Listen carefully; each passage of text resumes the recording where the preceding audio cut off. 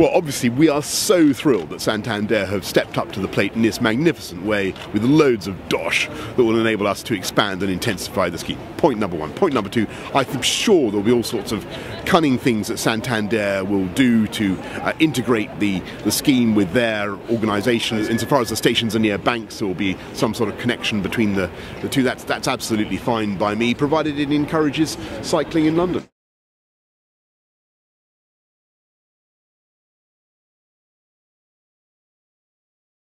We will spend it with absolute scrupulous exactitude and make sure that we get value from it, and we will make sure that it is a beautiful scheme that works for everybody, and we want to make sure that it's the most accessible possible scheme. I'm sure that is part of the ideology of Santander as well, and we want to make sure that people feel that when they get a bike and they take it to another docking station, the chances are they're going to find a space there, because I think the single biggest complaint that I've heard over the last few years is that you get a bike and it's wonderful, but then when you get to the docking station it's full. So what we hope to do is obviously to intensify the scheme and expand it.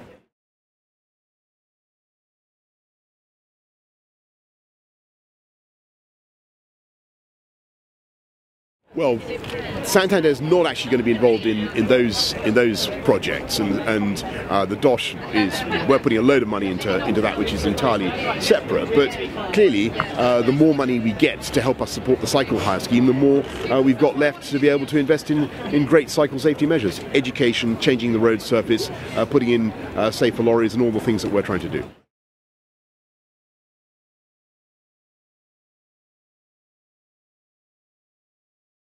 I think it can get bigger and bigger, and I think it's massively successful. It's very, very popular. It's the right thing for a city to do. People say, well, why is the taxpayer even supporting this at all? Why should the taxpayers be supporting cycling? The answer is because it's a wonderful way to get around. It's the most environmentally friendly way to get around, most efficient way to get around, as I know, because I do it every day.